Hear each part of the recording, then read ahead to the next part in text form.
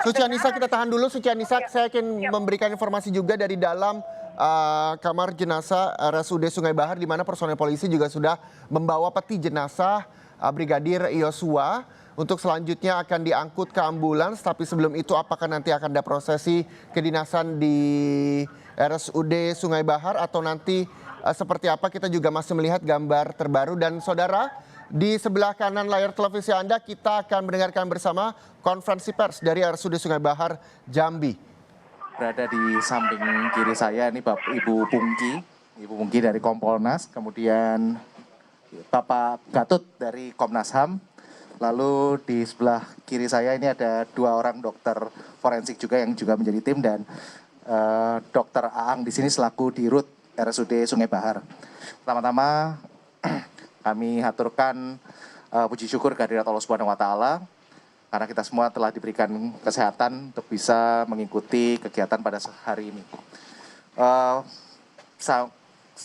Salam hormat dan ucapan terima kasih sebesar-besarnya kepada seluruh pihak, termasuk dari Dirut Rumah Sakit RSUD Sungai Bahar yang sudah membantu kami menyiapkan sarana prasarana untuk bisa bekerja secara optimal demi kepentingan peradilan pada kasus yang sangat sensitif ini.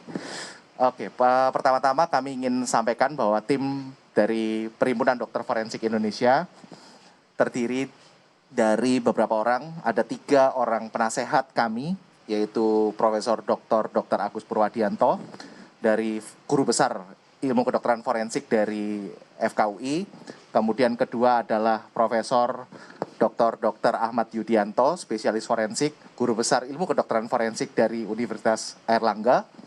Kemudian ada Profesor Dr. Dedi Afandi, spesialis forensik mediko legal, Guru Besar Ilmu Kedokteran Forensik dari FK Universitas Riau. Lalu hadir di sini tim kami berjumlah 7 orang, yang terdiri dari 5 orang dokter spesialis forensik yang diketuai oleh saya sendiri selaku Ketua Umum Perhimpunan Dokter Forensik Indonesia. Kemudian ada Dr. Rika Susanti di sini dari Fakultas Kedokteran Universitas Andalas. Lalu ada Dr. Ida Bagus Putu Alit, spesialis forensik dari Fakultas Kedokteran Universitas Udayana. Yang 2 masih berbenah adalah Dr. Yudi, spesialis forensik dari Rumah Sakit Cipto Mangunkusumo, dan Dr. Sofiana, spesialis forensik adalah dokter forensik di RSPAD Gatot Subroto. Perlu kami jelaskan bahwa proses otopsi ulang ini telah melalui beberapa proses. Yang pertama adalah kami dari perhimpunan menerima surat permohonan yang diajukan dari Direktorat Tindak Pidana Umum Barreskrim Mabes Polri. Kemudian kami segera menyusun tim ahli yang diketahui oleh saya sendiri dan beberapa tim ini, yang tentunya pertimbangan pertama adalah sebagai kompetensi dokter-dokter spesialis forensik ini untuk bisa melaksanakan tugas dan melakukan pemeriksaan yang secara optimal dan maksimal demi kepentingan peradilan. Kedua, setelah itu setelah kami dapatkan menyusun tim, kami berdiskusi dan tersambung melalui hubungan Zoom dengan Bapak Komarudin Simanjuntak selaku penasihat hukum keluarga. Pada waktu itu pada hari Jumat sore difasilitasi oleh Barreskrim. Kemudian alhamdulillah kami semua mendapatkan izin dari institusi kami masing-masing dan kami bisa berangkat ke Jambi ini. Kemarin perlu kami laporkan juga, kemarin malam kami sudah pukul 6 sampai sekitar hampir pukul 9 malam kemarin kami melakukan pertemuan dengan keluarga dan penasehat hukumnya. Tujuannya apa? Tujuannya adalah kami harus sebagai dokter, tentunya hubungan dokter dengan keluarga atau seperti halnya dokter dengan pasien pada umumnya adalah hubungan kepercayaan. Tentunya ada informasi-informasi yang harus kami sampaikan terkait teknis medis kedokteran forensik dan otopsi, serta apa yang bisa diharapkan dan hal-hal apa yang menjadi penyulit. Itu yang kita berikan informasi dan semua sudah disampaikan, dan alhamdulillah terbina hubungan baik antara kami dengan pihak keluarga dan penasihat hukum. Dan memang kami di sini bekerja, kita lihat tim-tim ini bekerja secara independen dan imparsial. Sekalipun kami juga sangat menyadari bahwa Perhimpunan Dokter Forensik Indonesia, dokter-dokter forensik kami dimanapun berada di seluruh Indonesia, apapun seragamnya, pasti akan bersikap secara independen dan imparsial, karena kita pun memiliki pedoman etik, standar disiplin, profesi, serta penjagaan kompetensi selama 5 tahun 5 tahun sekali. Hari ini tadi kami setelah semalam kita berikan informasi, tentunya pagi tadi kita telah teman-teman semua saksikan, kita lakukan pemeriksaan di makam. Untuk yang pertama tentunya memastikan identitas bahwa jenazah yang dievakuasi dari kuburan tersebut adalah benar jenazah almarhum Brigadir Nopriansyah Joshua Huta Barat. Dan itu sudah dipastikan juga oleh pihak keluarga, oleh ayah kandung, bahwa memang betul itu adalah almarhum. Selanjutnya almarhum beserta di dalam peti dibawa ke rumah sakit RSUD Sungai Bahar untuk kita lakukan otopsi. Otopsi pada hari ini kita lihat memang sesuai dengan apa yang kami perkirakan sebelumnya, bahwa otopsi pasti memiliki beberapa kesulitan. Pertama tentunya jenazah sudah diformalin dan sudah mengalami beberapa derajat pembusukan yang kita antisipasi memang akan terjadi. Namun itu semua alhamdulillah kita bekerja dan mendapatkan hasil yang cukup kami patut syukuri, karena beberapa juga masih bisa kami nyatakan, kami cukup yakin itu sebagai luka, sekalipun ada beberapa tempat yang memang kami akan diduga adalah sebuah luka yang harus kami konfirmasi juga melalui pemeriksaan mikroskopik. Di sini ya, setelah kami lakukan pemeriksaan, semua sampel telah kami kumpulkan dan kemudian akan kami bawa ke Jakarta untuk kita periksa secara mikroskopik di laboratorium patologi anatomik RSCM. Ya, kemudian nanti itu pasti akan membutuhkan waktu. Kenapa? Karena semua luka pun yang kami yakin sudah benar-benar terjadi, tentunya benar-benar berbentuk luka, harus kami pastikan juga apakah luka itu terjadi sebelum kematian ataupun terjadi setelah kematian. Nah, pada pemeriksaan tadi perlu kami laporkan bahwa memang selain tanda-tanda pembusukan tadi, tentunya kita lihat jelas adanya bentuk-bentuk jenazah yang pasca diotopsi. Mulai dari adanya sayatan untuk membuka kepala yang biasanya juga dilakukan mulai dari tonjolan tulang mastoid kanan ke arah kiri, serta adanya insisi huruf I mulai dari dagu sampai ke tulang kemaluan. Dan itu memang suatu standar teknik otopsi yang biasa dilakukan di sini. Serta juga ada tadi tanda-tanda telah dilakukan embalming atau formalin di sini. Nah, ini semua nanti akan kami hasil pemeriksaan, tentunya membutuhkan waktu. Setelah konklusinya adalah setelah nanti adanya pemeriksaan laboratorium untuk memastikan betul apakah itu betul luka atau tidak. Karena pada saat terjadi pembusukan tentunya kita harus sangat berhati-hati. Warna merah di tubuh itu bisa saja merupakan postmortem staining atau postmortem discoloration yang harus kita pastikan dengan pemeriksaan mikroskopik. Nah, itu semua butuh waktu, ya, maka doakan semoga dalam waktu yang tidak terlalu lama kita bisa nyusun laporannya, dan nanti tentu laporan ini akan kita sampaikan kepada penyidik agar penyidik juga bisa membuat terang perkara ini. Kami juga pada saat otopsi tadi kami sangat terbuka dan kami bisa nyatakan kami bersifat independen dan imparsial. Tidak ada yang menitipkan apapun atau memberikan intervensi apapun.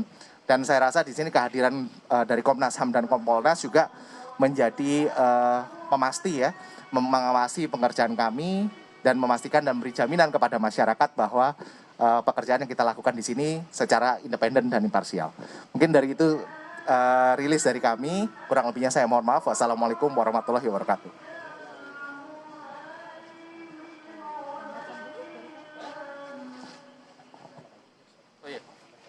Baik, kami dari Komnas HAM tentunya hadir untuk menyaksikan proses ini, bahwa ada keterbukaan informasi yang dilakukan di dalam proses otopsi yang kedua ini. Dan dari awal sampai akhir kami mengikuti proses itu dan melihat langsung bagaimana hal ini dilakukan. Nah, tentunya apa yang nanti dihasilkan dari proses ini kita akan tunggu juga tentunya dari kepolisian informasi itu, dan akan juga kalau memang diperlukan kami akan melengkapi apa informasi yang sudah kami dapatkan sebelumnya. Jadi itu saja yang kami sampaikan. Tentunya kami masih berproses dalam penanganan kasus ini di Komnas HAM. Terima kasih. Terima kasih kawan-kawan media. Kami dari Kompolnas hadir di sini adalah sebagai pengawas fungsional sekaligus pengawas eksternal Polri.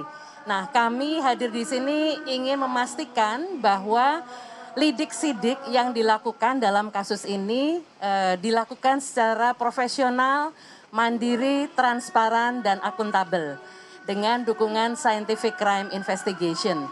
Dengan hadirnya Dokter Ade dan kawan-kawan datang ke sini adalah salah satu bentuk Scientific Crime Investigation. Dan kita berharap kawan-kawan sekalian, masyarakat bersabar untuk menunggu hasilnya. Kami tadi seperti yang disampaikan Pak Gatot dari Komnas HAM, selaku pengawas eksternal mendapatkan kesempatan untuk memantau seluruh proses dengan fair. Jadi kami bisa melihat dan apa yang dilakukan oleh Dr. Ade dan kawan-kawan sangat profesional dan kami sangat percaya integritas dan independensi dari PDFI. Saya rasa itu dan kami berharap kawan-kawan sekalian bersabar menunggu hasil dari otopsi ini. Terima kasih. Mungkin kita akan ada, boleh penanya ya dok? Oke, mungkin 3 penanya kami persilakan, mungkin Bapak ini dulu kemudian Ibu, silakan nih Bapak.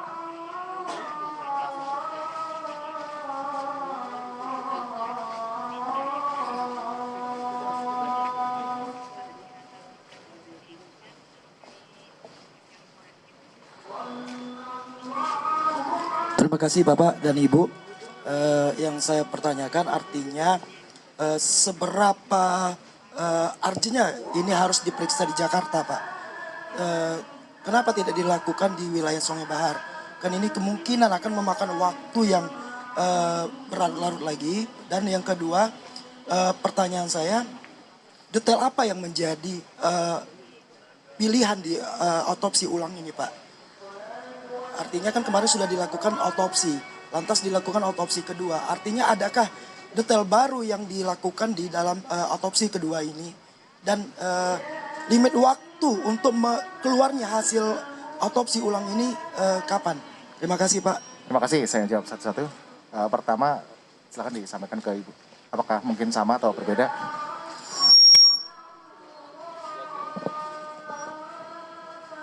Di samping ini Pak, mohon maaf. Ya. Selamat sore, saya Dian dari Kompas TV ingin menambahkan. Pertama, apakah sampel otopsinya akan langsung dibawa ke Jakarta hari ini atau ada jeda waktu? Kemudian, apakah ada target waktu penyelesaian penelitian sampel? Misalnya ditargetkan 1 bulan atau 2 pekan, itu mungkin bisa disampaikan. Terus selanjutnya adalah permintaan awal dari pihak keluarga kan ingin mengetahui hasil otopsi. Apakah keluarga nantinya bisa mengetahui hasilnya atau ada SOP-SOP tertentu yang nanti akan dilakukan oleh tim forensik atau seperti apa alurnya? Terima kasih. Terima kasih dari Jamil TV dan Kompas TV. Yang pertama, apa yang kami periksa di sini berdasarkan permintaan dari Direktorat Tindak Pidana Umum Bareskrim Mabes Polri, di mana di situ diminta untuk melakukan ekshumasi berdasarkan yang memiliki beberapa konsideran. Yang pertama adalah adanya surat permohonan dari pihak keluarga yang disampaikan melalui penasihat hukumnya kantor pengacara Victoria. Selanjutnya juga bahwa memang adanya kebutuhan untuk melakukan hal ini. Sehingga di sini tentunya kami akan melakukan pemeriksaan otopsi ini untuk menjelaskan lagi. Serta pada saat kemarin kita juga melakukan pertemuan dengan keluarga, didapatkan beberapa informasi terkait mana yang menjadi ada masukan dari keluarga dan penasihat hukumnya bahwa ada beberapa tempat yang diduga ataupun dicurigai oleh keluarga sebagai adanya perlukaan lain seperti itu selain luka tembak. Nah itulah yang memang akan kita konfirmasi dan itu menjadi fokus pemeriksaan kami. Sekalipun kami melakukan pemeriksaan secara menyeluruh otopsi seperti biasa, tentunya kami ada fokus-fokus sesuai dengan masukan dari keluarga dan penasihat hukum itu. Nah, itu yang menjadi fokus kami. Sampel ini kenapa harus saya bawa ke rumah laboratorium di RSCM karena tempat yang dimana kami pun memiliki keyakinan bahwa hasil, dan saya rasa semua juga akan menyadari bahwa di situ merupakan tempat yang bisa dijaga integritasnya dan memberikan hasil yang terbaik. Lama pemeriksaan kami perkirakan tentunya antara 2 hingga 4 minggu untuk memproses sampel jaringan itu hingga menjadi di slide dan untuk kita bisa interpretasikan. Jadi 4 minggu itu 2 hingga 4 minggu proses sampel jaringannya. Setelah itu tentunya kami akan periksa lagi dan kami interpretasikan hingga jadi kalau saya boleh rentangnya saya nggak ingin terlalu menggebu-gebu, mungkin antara 4 sampai 8 minggu lah ya, sampai keluar hasil yang akan bisa kita berikan kepada pihak penyidik peminta dari ini. Seperti itu. Ya, jadi bagian yang kami periksa terutama adalah tentunya pada luka yang kami yakin sebagai luka. Kami harus tahu itu luka apa dan apakah luka itu terjadi sebelum kematian atau setelah kematian. Lalu juga pada beberapa tempat yang dinyatakan oleh informasi yang kami dapatkan dari keluarga dan penasihat hukumnya. Ada beberapa tempat yang diduga secara penglihatan umum mereka adalah ada luka, maka di situ menjadi fokus juga penelitian kami untuk diperiksa. Tentunya itu harus kita periksa intravitalitas lukanya, apakah betul itu luka, dan kalau memang betul itu luka, apakah itu luka yang terjadi sebelum atau setelah kematian. Ya, sesuai yang disampaikan oleh penasihat hukum, ada beberapa tempat di beberapa tempat yang harus kita cek. Pak Ade izin. Ya, makasih. Pak izin Pak, satu lagi. Pak, berarti ada luka selain luka tembak ada apa ya? Itu yang harus, ya tentunya kita ketemu beberapa luka ya, dan tentunya itu nanti akan kita periksa luka itu terjadi sebelum kematian atau setelah kematian. Yang lain-lain tentunya itu tadi seperti saya sampaikan di awal, adanya kemerahan atau warna coklat kehitaman pada posisi jenazah yang sudah membusuk itu harus diteliti karena kita harus tahu itu luka betulan atau hanya sebuah postmortem discoloration atau secara bahasa umumnya adalah pewarnaan ya. Jadi karena proses pembusukan tadi sehingga darah akan mewarnai jaringan sekitarnya. Nah, ini kita harus bedakan dari kedua ini karena itu tidak mungkin hanya kita periksa secara makroskopik, artinya dengan penglihatan saja. Itu harus membutuhkan pemeriksaan mikroskopik. Jadi penyebabnya belum diketahui Pak, apakah emang ditembak apa disiksa gitu Pak? Untuk masalah kami sebagai saksi ahli, bukan saksi mata, tentunya kami membatasi untuk tidak mengatakan apakah disiksa atau penembakan dan segala macam. Kami melihat mana jenis kekerasan penyebabnya, jenis kekerasannya, dan disitulah kami lihat bagaimana efek dari kekerasan tersebut ke dalam tubuh manusia. Dan efek-efek inilah yang kita akan lihat. Pak Ade memastikan kembali berarti akan tiba sampel otopsinya hari ini juga di RSCM atau seperti apa? Besok. Oh, akan sampai besok di RSCM. Pagi, siang, sore, Pak? Mungkin kami tergantung penerbangan besok. Oh gitu. Tergantung penerbangan besok. Pak, menegaskan kembali berarti pihak keluarga tidak dalam kepentingan diinformasikan hasil otopsi ya, jadi langsung ke penyidik. Untuk beberapa informasi terkait ini tentunya kami akan sampaikan. Jadi pada saat pemberian informasi malam pun tentu kami tanyakan apa sebetulnya harapan dan ekspektasi dari keluarga. Informasi-informasi apa ya, itu yang nanti kita akan sampaikan. Tapi tentunya kami juga sudah sepakat dengan pihak keluarga dan penasihat hukum bahwa informasi-informasi sejauh mana adalah sejauh tidak mengganggu jalannya penyidikan sesuai dengan aturan di dalam Undang-Undang Keterbukaan Informasi Publik. Pak, terakhir, setelah otopsi selesai dilakukan, sudah ada komunikasi dengan pihak keluarga, mungkin hal-hal apa yang sudah diinformasikan? Ya, kami udah ketemu dengan keluarga bahwa ini udah selesai. Kemudian nanti tentunya keluarga memiliki sudah mendapatkan gambaran tentang apa-apanya yang ada di dalam situ, dan sudah kita tunjukkan bahwa kita bekerja secara profesional dan independen begitu. Terima kasih. Mungkin cukup sekian kepada iya. Oh ya, juga untuk meyakinkan keluarga juga dan penasihat hukum bahwa kami bekerja secara independen dan imparsial. Pada saat otopsi pun kami ada pengamat. Jadi sesuatu yang tidak biasanya terjadi di suatu otopsi adalah ada pengamat perwakilan dari keluarga yang hadir di dalam ruangan untuk melihat, dan itu memiliki background medis sehingga mereka pun bisa melihat bagaimana kami bekerja secara independen dan imparsial. Jadi saya rasa mereka juga akan bisa menyampaikan pada keluarga apa-apa saja yang mereka lihat selama proses otopsi tersebut. Mungkin begitu. Terima kasih.